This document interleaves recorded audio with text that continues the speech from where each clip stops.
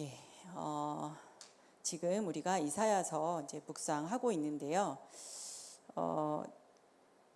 지금 우리가 이제 읽은 게 개역개정으로 읽었잖아요. 근데 사실은 제가 이제 설교 준비할 때 이거를 다 이제 새 번역으로 봤는데, 새 번역으로 보다가 개역개정으로 보니까 이게 같은 성경책인가 싶을 정도로 개역개정 이 말씀이 너무 어렵게 돼 있어요. 그러니까 새 번역으로 읽으면 사실 이 부분이 어렵지 않은데 이게 무슨 말인지를 잘 모르겠잖아요. 그래서 제가 지나가는 말로 저희 딸에게 이 성경이 너무 어렵다, 이사야서가 이렇게 읽으니까 너무 어려운 것 같아, 이렇게 이야기하니까 그 아이가 엄마, 새 번역으로 읽으면 안 어려워요, 저한테 그러는 거예요. 그래서 새 번역으로 읽으면 안 어렵니? 이렇게 물어보니까 자기는 일부러 개역개정으로 읽는다는 거예요. 왜? 그러니까 이제 그 학교가 이제 그 대안학교여서 숙제가 있어요. 그 본문에 질문 3가지 써오는 숙제가 있는데, 개역개정으로 읽으면, 그러니까 새 번역으로 읽으면 질문이 없대요.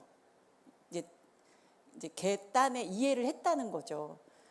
그래서 개역개정으로 읽어서 이해되지 않은 말들을 질문으로 써야 된다는 거예요. 이제 어린아이 말이니까.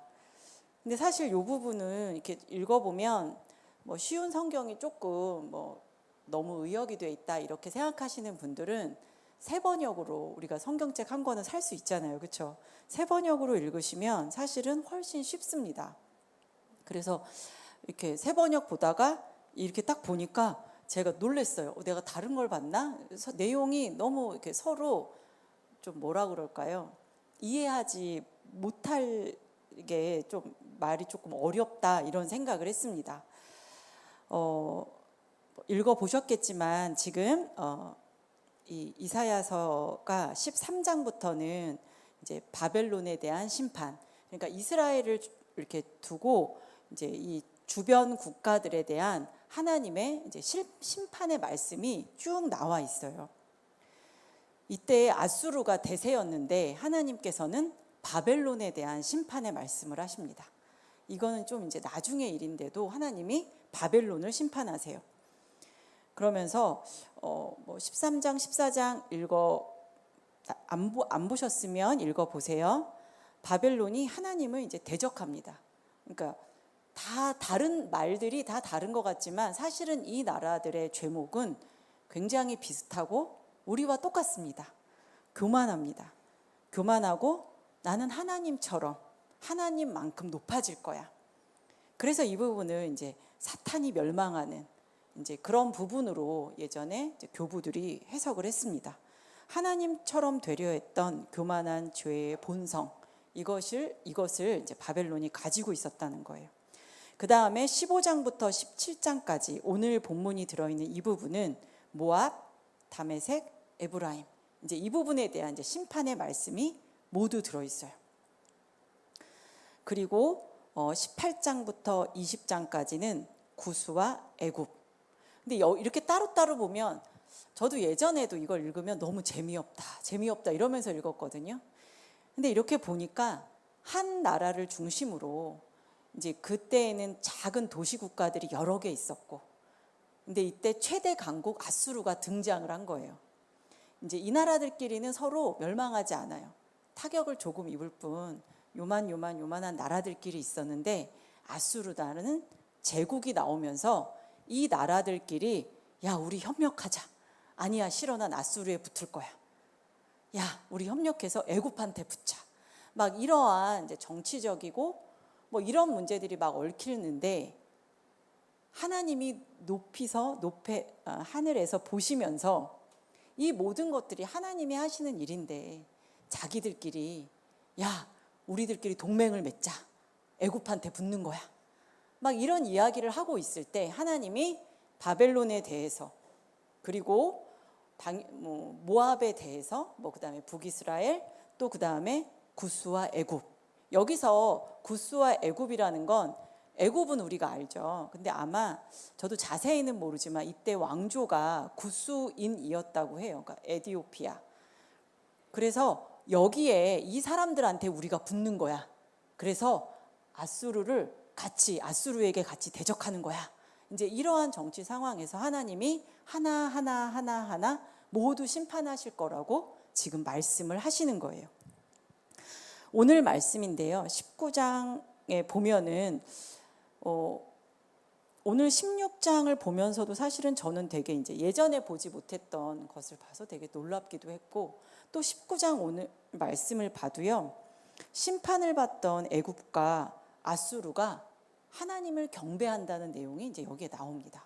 이 두 나라는 서로 굉장히 이제 적대적인 나라인데, 지금은 뭐 이렇게 냉전 시대가 끝났으니까 뭐 소련과 미국 뭐 이렇게는 아니지만 이렇게 굉장히 적대적인 나라인데 그들이 하나님을 경배한다는 거예요. 그렇게 하나님이 이사야서에 적어 놓으셨어요. 애굽은 내 백성이요 아수르는 내 손으로 지은 것이요 이스라엘은 나의 기업이라는 복을 하나님이 여기에 선포해 놓으셨어요. 심판의 메시지가 있지만 이 모든 나라들이 결국은 하나님께로 돌아오고 그곳에 하나님의 성전이 세워질 거라고 하나님이 말씀을 하고 계시는 거예요. 이 상황에서. 놀랍죠. 그래서 여기에 있는 이 나라 많은 열국에 대한 심판의 메시지는 사실은 이 나라가 뭘 잘못했나 보다, 이 나라가 뭘 잘못했나 보다, 이런 것도 분명히 있겠지만 세상의 권력과 우상을 의지하지 말아라.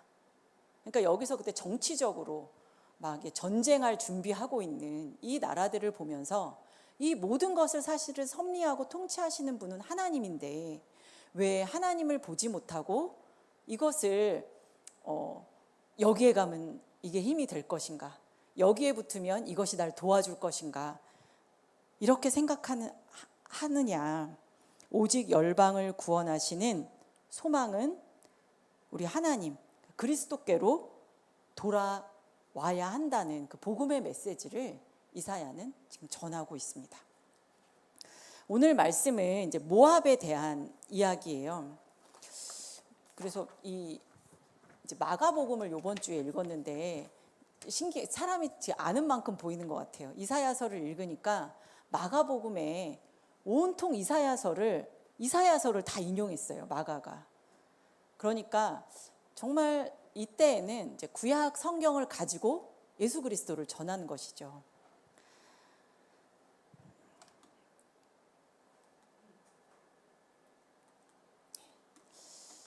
오늘 이제 이 모압에 대한 이야기가 나오는데요. 이제 15장에도 하나님이 모압을 하룻밤에 다 이제 멸망할 거다, 이제 이런 이야기를 하시고 16장에 모압이 통곡하고 근심한다, 이런 내용으로 16장도 역시 모압에 대한 이야기가 나옵니다.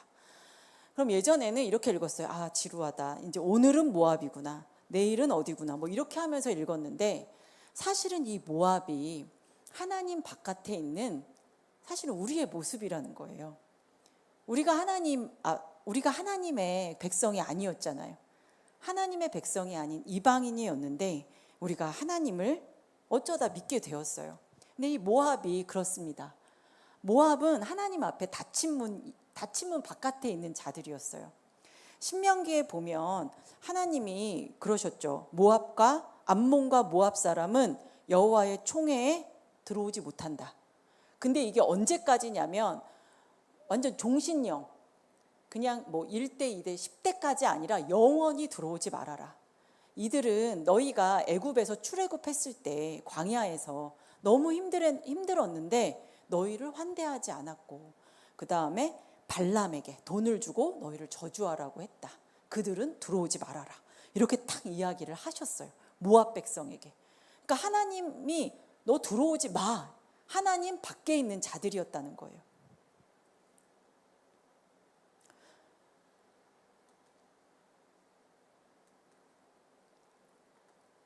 그리고 이들은 이제 하나님의 심판을 받게 되죠.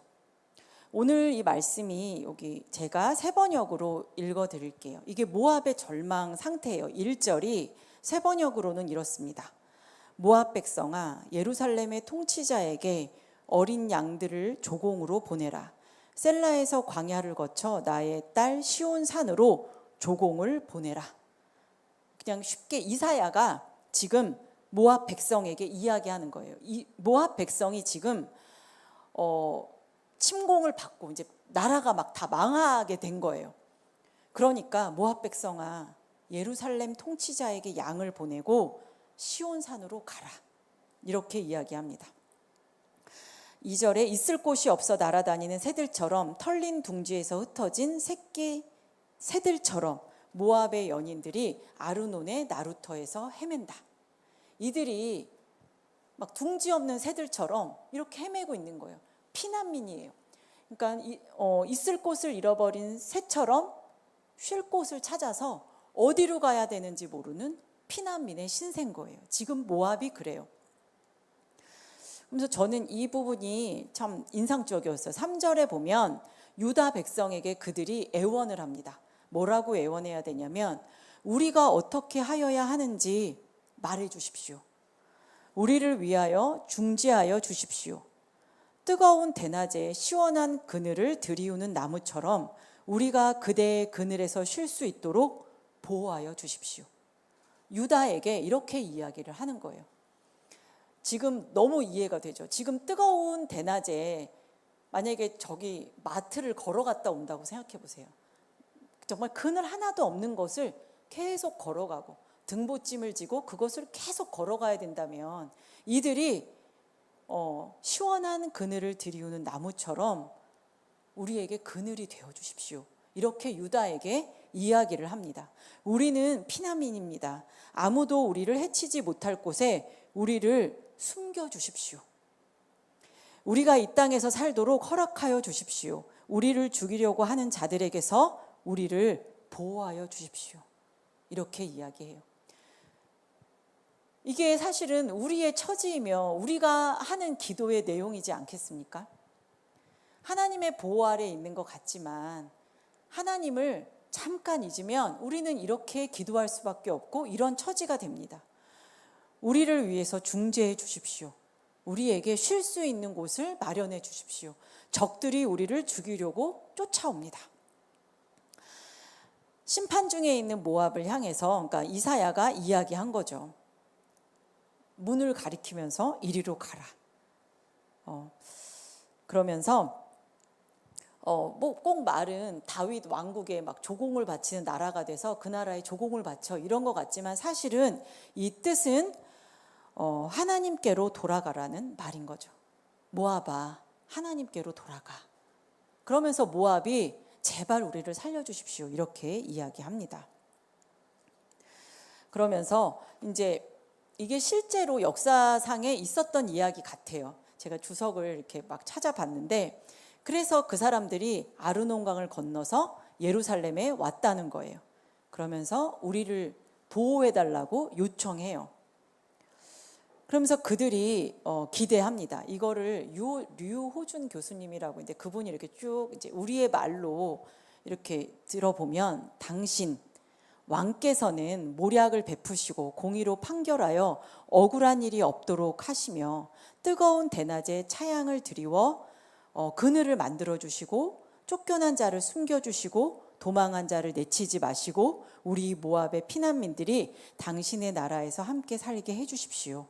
시온에 계시는 당신께서는 대학살을 일삼는 군대가 쳐들어올 때에 모압의 피난민들의 피할 곳이 되어 주십시오. 그때 하나님의 보좌가 시온에 굳게 설 것입니다. 그 보좌는 공의를 실행하며 정의를 위해 분투하는 자리입니다. 공의를 행하는 자가 그 보좌에 앉을 것입니다.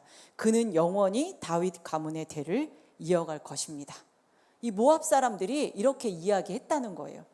근데 사실은 새 번역에 이 부분은 약간 괄호 처리가 돼 있거든요. 그러니까 모압이 이야기한 건지 이사야가 이야기한 건지 사실 저도 잘 모르겠어요. 하지만 이것이 유다, 다윗 보좌의 보좌 왕좌가 해야 되는 일이 맞죠. 다윗의 보좌에서 왕이 나오고 그가 공의를 행한다는 복음의 말씀이 여기에서 선포가 됩니다. 이러한 간구가 너무 놀라워요. 그런데 이 간구가 이 당시에 이루어지는 것은 아니에요. 이것은 잘 아시겠지만 다윗의 장막, 우리가 여기 읽었던 다윗의 장막에 인자함으로 왕위가 굳게 설 것이요. 이것은 사실은 예수 그리스도로 완성되는 그 메시아를 이야기하는 것이죠. 이때에 이루어지지 않았지만 이 사람들이 이렇게 기도했다는 거예요. 모압이 은신처가 되어 주십시오. 우리는 지금 보호받아야 합니다. 막 이렇게 이야기할 때 이 은신처를 달라고 하는 이유는 자기들의 자격에 대해서 이야기하지 않아요.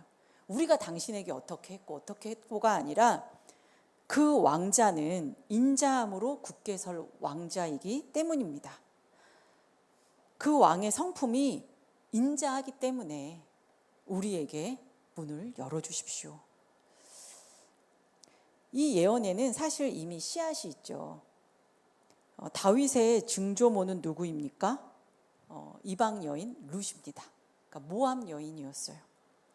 신명기 23장에 영원히 너네는 들어오지 못해 그 선고한 그 족속에서 다윗의 뿌리가 나왔습니다. 다윗의 장막이라는 이 말 자체에 사실은 모압, 이방인의 그 피가 같이 이제 있는 것이죠. 사실은 아마 벌써 열려져 있었을 거예요. 하나님이 너네는 못 들어와 했지만 예수님의 족보에는 모압 여인이 있습니다. 우리는 은신처를 좋아해요. 은신처라는 말을 잘 쓰진 않지만 그런 거 보셨어요? 그 핀터레스트 같이 이렇게 예쁜 이미지 있는 사이트에 보면 바깥에 막 눈이 와요. 막 비가 어마어마하게 와요. 그런데 우리 집 안에는 그 집이 크던 작던 그 안에 모닥불이 있어요. 그리고 바깥에는 막 비가 오는데 나는 그 모닥불 앞에서 커피를 마셔요. 막 대조되죠. 이제 이때 사람들은 안정감을 느끼고 막 너무 좋잖아요. 비 오는 날이 좋은 건 내가 집에 있을 때 좋잖아요. 그렇죠? 우리는 은신처 막 이런 단어가 참 좋은데 나무가 그늘이 되어준다는 건 사실은 그 나무가 떼약볕을 다 맡고 있는 거죠. 그리고 내가 누군가의 은신처가 되어주려면 사실은 내가 대가 지불을 해야 돼요. 부모가 자녀의 은신처가 되어주기 위해서 사실은 열심히 돈을 벌죠. 보호해야 되니까. 그냥 이루어지는 은신처라는 것은 없습니다. 누군가가 내주어야 하고 누군가가 대가를 지불해야 돼요. 그래서 모압이 그렇게 요구했던 나를 보호해 주십시오. 다윗의 장막이요. 이 장막은 어떤 은신처였을지 이제 의식의 흐름대로 이렇게 읽어보면요. 오늘 읽으셨고 아마 내일 읽게 되시는 부분에 굉장히 이상한 이야기가 나와요. 이사야에게 하나님이 이제 명령을 내리세요. 많이 읽어보셨지만 막 예레미야에게도 에스겔에게도 하나님이 행동으로 말씀하실 때가 있었어요. 그게 에스겔이었나요? 인분에다가 떡을 구워 먹으라니까 제발 제가 그거는 못하겠습니다. 그러니까 이제 그걸 소똥으로 바꿔주시잖아요, 하나님이. 그러니까 선지자에게 행동으로 하나님이 이제 명령하실 때가 있는데 내일 본문인데 하나님이 이사야에게 뭐라 그러시냐면 20장 2절에 갈지어다 내 허리에서 배를 끄르고 내 발에서 신을 벗을지어다 하매 그가 그대로 하여 벗은 몸과 벗은 발로 다녔다. 그러니까 허리띠를 푸르는 거예요. 그러니까 옷이 싹 벗어져요. 근데 신발도 벗어요. 그러니까 이 모습은 뭐냐면 포로들이 끌려갈 때, 그러니까 노예 시장에 노예들이 끌려갈 때 꼭 그것처럼 그 행장을 하고 이사야가 3년을 삽니다.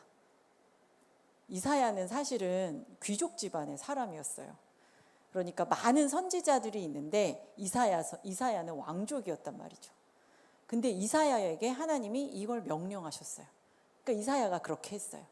근데 이것은 그냥 이사야가 그냥 한 순종이 아니라 하시고자 하는 말씀이 있었어요. 아까 우리가 아수르에게 작은 나라들이 대항했는데 그들이 믿었던 건 뭐냐면 애굽이었어요. 애굽이 우리의 백이 되어주지. 애굽이 우리를 위해서 싸워줄 거야. 그런데 하나님이 지금 뭐라고 그러시냐면 애굽이 포로로 끌려갈 거다. 어떤 모습으로? 다 벗고 늙은이나 젊은이나 할 것 없이 다 벗고 끌려갈 거다. 너는 그것을 그들에게 예언해라. 애굽을 의지하지 말라고 말해줘라. 이렇게 지금 말씀하신 거예요. 그러면서 여기서도 그런 거죠. 이집트 사람이 수치스럽게 그들의 엉덩이까지 드러낸 채 끌려갈 건데, 그래서 이 구스와 이집트를 자랑으로 여기던 자들, 나는 애굽 총리랑 알아, 뭐 이런 사람들 있잖아요.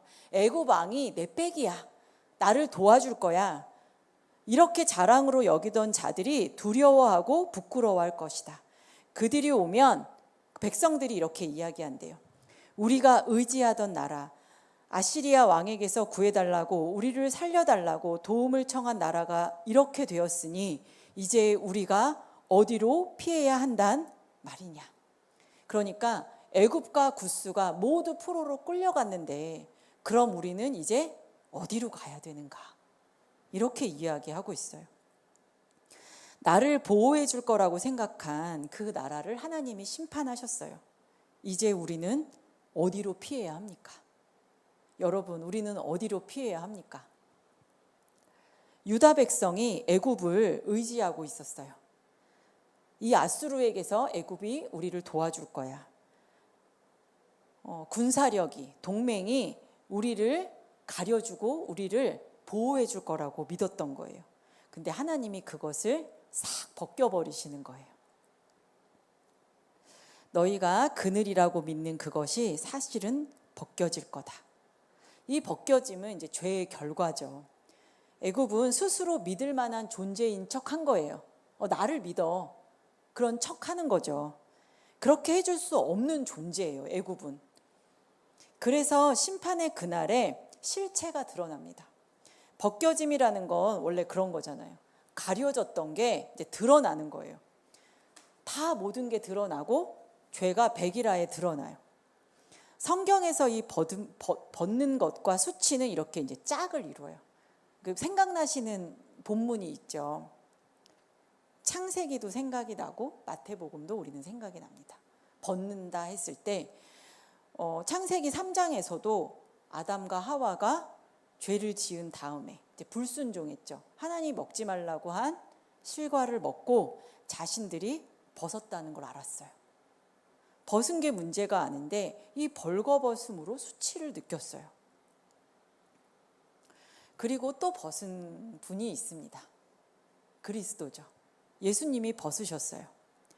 언제 벗으셨냐면 마태복음 27장 35절에 이 말씀이 있습니다. 그들이 예수를 못 박은 후에 그 옷을 제비 뽑아 나누고. 그러니까 우리는 보통 십자가를 보면 예수님이 중요한 부분을 이렇게 가리셨잖아요. 그러니까 뭐 십자가에 박히셨구나 이렇게 생각하지만 다윗의 그 보좌, 장막, 그 왕자에서 인자함으로 굳게 선다는 그 왕이 마태복음에서 옷이 다 벗기운 채 못 박혀 있습니다. 그러니까 반대예요. 이사야가 예언한 그 옷이 벗겨짐은 사실은 죄 지은 자가 자기 죄 때문에 옷이 벗겨진 거예요. 근데 십자가에서 옷이 다 벗겨지신 예수님은 죄가 없으신 분입니다. 죄인이 자기 죄의 대가로 벗겨진 게 아니라 죄 없는 분이 죄인의 자리에 스스로 서서 그 옷이 벗겨진 거예요. 그리고 성경 전체에 보면 벌거벗은 그 수치는 죄의 대가이지만 정반대의 이 벌거벗음은 예수님의 이 사건, 유일한 요 부분입니다.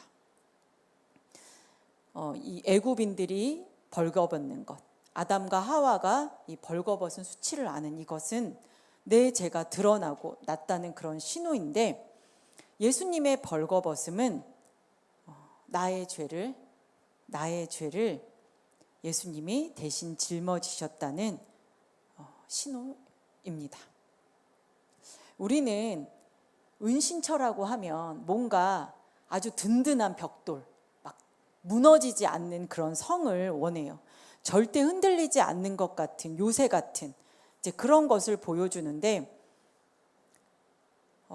우리의 은신처인 그 십자가는 그런 요새 같은 튼튼함이 아니에요. 벗겨진 몸이에요. 그러니까 그러니까 수치가 다 드러난, 우리의 죄의 수치가 다 드러난 벗겨진 몸입니다. 창세기 3장에서 아담과 하와는 불순종한 후에 바로 한 일이 뭐였냐면 무화과 잎으로 몸을 가리는 거였어요. 근데 하나님께서 이제 무화과 잎을 벗기시고 가죽옷을 지어 입히시죠. 근데 이 가죽옷은 그냥 딱 떨어지지 않아요. 어떤 짐승이 분명히 죽었겠죠.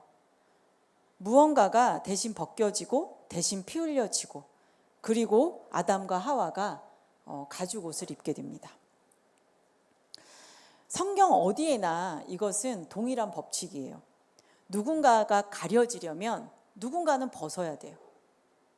우리 아이들하고도 나눈 이야기인데, 누군가를 용서하려면요, 용서가 그냥 되지 않아요. 용서하는 사람의 대가지불이 있어야 돼요. 만약에 제가 이 컵을 깨트렸어요. 교회에서 괜찮아요, 괜찮아요, 다시 사다 놓으면 돼요. 그러면 나는 용서를 받지만 용서한 입장에서는 돈을 주고 이 컵을 사야 돼요. 그래서 용서해도 용서하는 사람의 대가가 지불이 돼요. 그냥 있는 일은 없습니다. 그래서 십자가에서 두 역할이 마침내 그 한 사람 안에서 만나요. 그리스도께서 벗겨지시고 우리는 가리워집니다. 이 다윗의 장막은 무너지지 않는 것이 아니에요. 사실은 무너졌죠. 무너짐으로, 그러니까 그리스도께서 벗겨지심으로 우리에게 옷을 입혀주신 사건이에요. 이 16장에 보면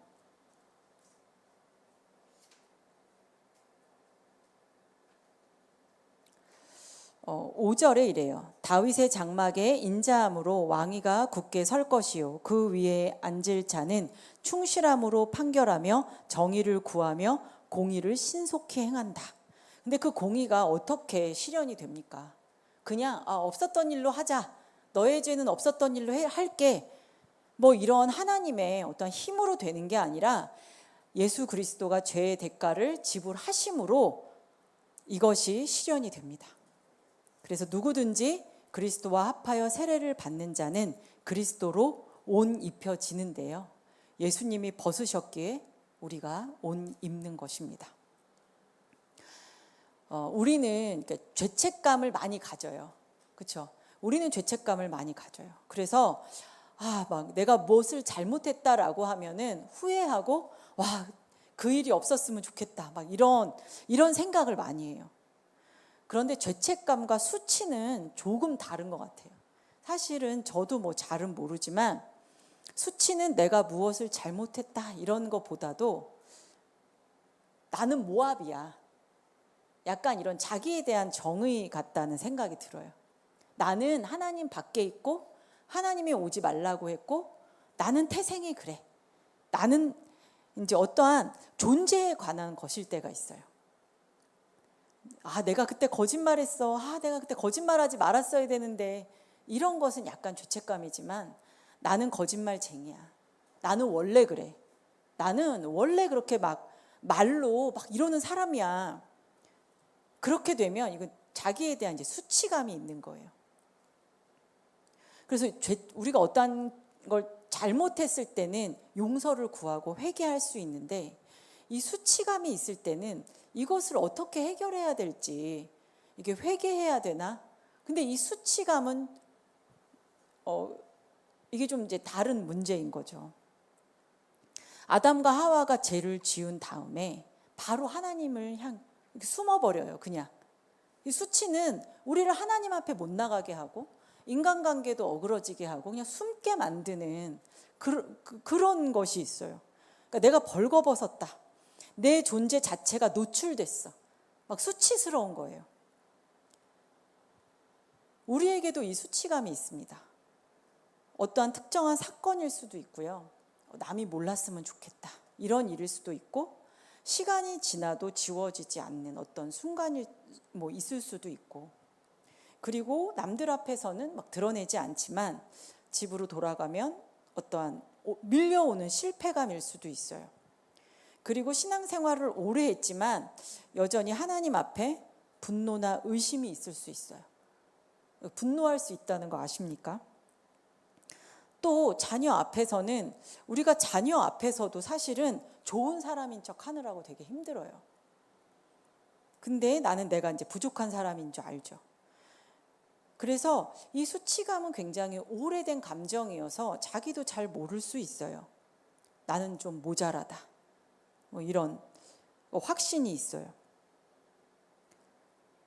그래서 회개가 되는 것도 아니고 자꾸 숨고 싶고 이걸 대체할 만한 무화과 나무를 자꾸 찾고 싶어 해요. 그래서 우리는 이제 종교성이 있기도 하고요.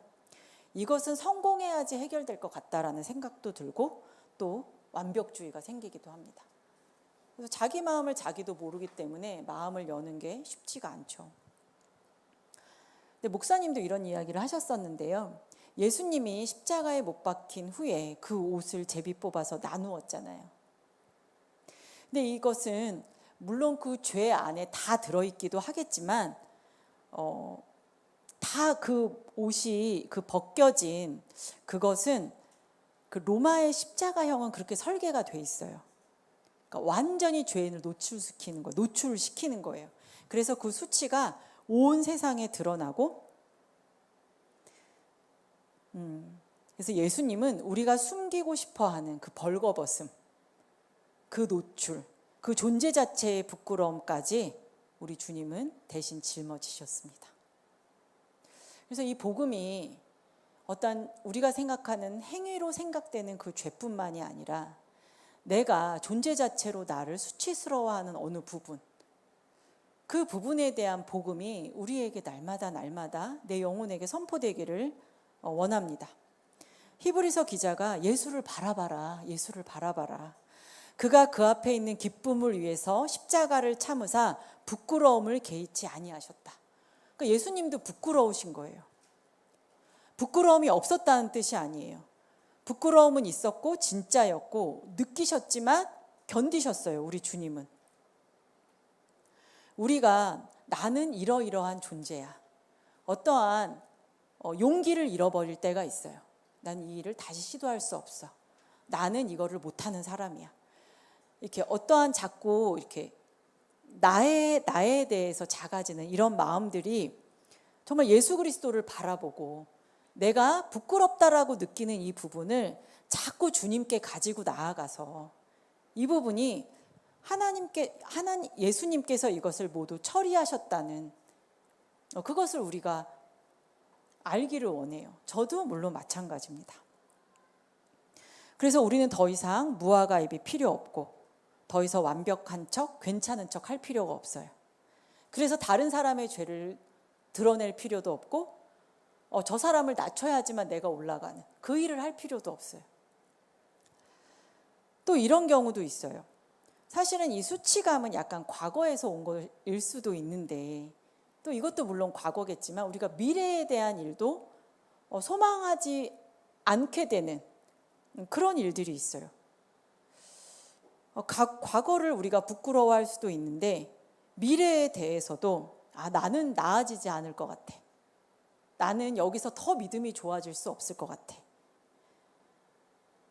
그러니까 믿지 않는 사람이 절망할 때는 절망하는데 나는 믿음이 있는데도 소망할 수 없는 어떤 이제 그런 상태도 있어요. 믿는데 절망이 있다.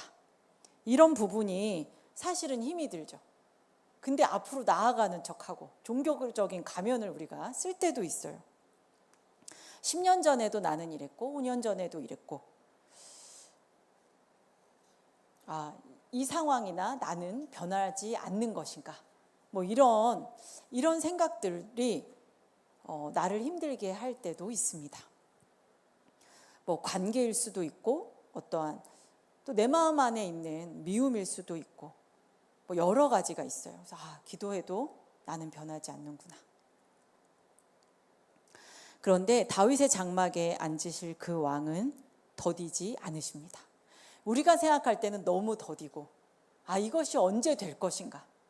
내가 그렇게 기도했는데 하나님 앞에 소망을 가졌는데 이것은 언제 될 것인가. 그런데 우리 주님은 더디지 않으시다는 거예요. 신속하시다는 거예요. 언젠가 좋아질 거야 이런 막연한 위로가 아니라 그 성품 자체에 대한 선언입니다.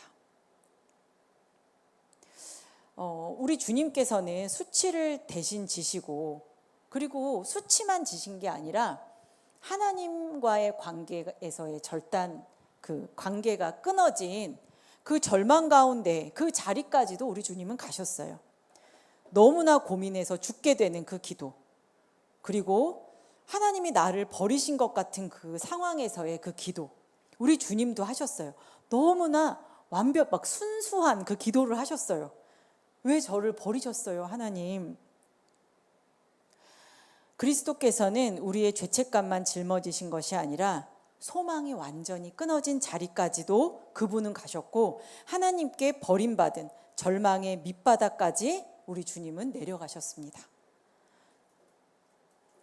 그래서 우리는 주님 앞에, 주님 저는 너무 절망스럽고 이것은 이제 더 이상 변하지 않을 것 같아요 라는 기도를 우린 주님 앞에 할 수 있어요. 왜냐하면 우리 주님은 그 자리까지 가셨기 때문이에요. 그분은 사흘 만에 다시 사셨고 절망이 마지막이 아니었어요. 그래서 우리는 우리가 가지고 있는 과거에 나의 어떤 부정성일 수도 있고 어떤 죄책감을 넘어선 어떤 수치감 같은 것도 우리 주님 앞에, 우리 주님께서 그것을 위해서 대신 벗으셨다는 것을 우리는 기억해야 해요. 그리고 우린 늘 잊어버리니까 그것을 내 영혼에게 매일매일 이야기해 줘야 돼요. 낭망하지 말고 너의 수치는 우리 주님께서 다 감당하셨다. 그리고 우리 안에 소망이 없다고 누군가가 속삭인다면 우리의 왕은 신속하시다. 우리의 삶의 변화가, 내가 변화가 너무 더딘 것 같아도 그분의 신실하심은 결코 더디지 않다. 포기하지 않으면 때가 이름에 분명히 거둘 것이다. 우리는 포기하고 싶고 그런 자리가 많이 있죠. 그런데 그분은 포기하지 않으십니다. 우리는 삶 가운데에서도 은신처를 찾아 헤매요. 어디가 가장 안전할까요? 내 집이 있었으면 좋겠고, 어떤 사람은 그 은신처가 직장, 잘리지 않는 직장, 여러 가지가 있죠. 남편일 수도 있고 자녀일 수도 있고 내 통장일 수도 있고 많이 있지만 우리에게 완전한 완벽한 은신처가 되어줄 수 있는 것은 아무것도 없습니다. 완벽한 신앙도 없고요, 흠없는 과거도 없고, 우리의 미래를 하나님은 우리가 그 내일 일도 알 수 없게 하나님은 만들어 놓으셨어요. 나에게 완벽한 은신처가 없다는 것을 우리는 인정해야 하고, 삶 가운데 없다는 것을 인정해야 하고, 우리에게 꼭 필요한 은신처는 정말 무너지지 않는 그 요새가 아니라 나 때문에 죽으시고 발가벗겨지신 그분이라는 것, 그리고 다시 사신 그분이라는 것을 우리는 기억해야 합니다. 우리의 영혼은 너는 나의 총회에 들어올 수 없다라고 선언되어진 모압 백성과 같습니다. 우리는 죄인이기 때문에 하나님의 총회에 들어갈 수가 없는 자들이에요. 우리는 그 밖에 이렇게 서 있어요. 우리 중 누구도 우리의 자격으로 그 문을 열고 하나님의 집 안으로 들어갈 자는 아무도 없습니다. 하지만 예수 그리스도께서 자신의 몸을 찢어서 그 문을 열어주셨어요. 그리고 하나님 안으로 들어갈 수 있게 해주셨어요. 그리고 우리는 그 안에서 젖된 아이가 엄마 품에 있는 것처럼 평안을 누립니다. 젖된 아이가 엄마 품 안에 있는 것은 어떤 걸까요? 제가 예전에 모유수유를 할 때는 이게 무슨 뜻일까 굉장히 여러 번 생각을 했어요. 젖을 뗀 아이는 절대 엄마 품에 잘 안 앉아 있거든요. 막 그냥 안으면 막 나가려고 하고, 그러니까 젖을 다 먹었다는 뜻인가? 막 이렇게 생각을 해봤는데, 여튼 젖을 다 먹은 아이든 젖된 아이가 엄마 품에 정말 더 바랄 것이 없게 누워있는 완벽한 은신처는 하나님 품 외에는 없습니다. 그것을 이사야는 이곳에 편만하게 예수 그리스도에 대해서 쭉 열거해 놓았어요. 근데 그것이 희미하고 우리 눈에 잘 보이지 않아요. 근데 예수 그리스도께서 이 땅에 오셔서 정말 모압 백성인 우리를 위해서 자신의 몸을 찢어 하나님 안으로 들어올 수 있는 길을 열어 놓았습니다. 우리가 하나님 안에 매일매일 어디에 우리에게 평안이 있습니까? 어디에 평안이 있습니까? 사실 저는 그러니까 어떤 분이 그래요. 전도사님은 주식을 안 하세요. 그래서 이자 갚을 돈도 없어요. 내가 막 근데 주식을 다 한다는 거예요. 근데 주식을 하면 엄청 평안합니까? 근데 저는 잘 모르지만 오르기도 하고 막 빨간 게 올라가는 건가요? 파란 게 내려가는 거고, 파라면 괴롭고 빨가면 행복하고, 이게 내 돈이 아니잖아요. 그렇죠? 그것은 나의 은신처가 될 수 없어요. 우리는 건강도 담보할 수 없고 재물도 그것이 내 것이 아닙니다.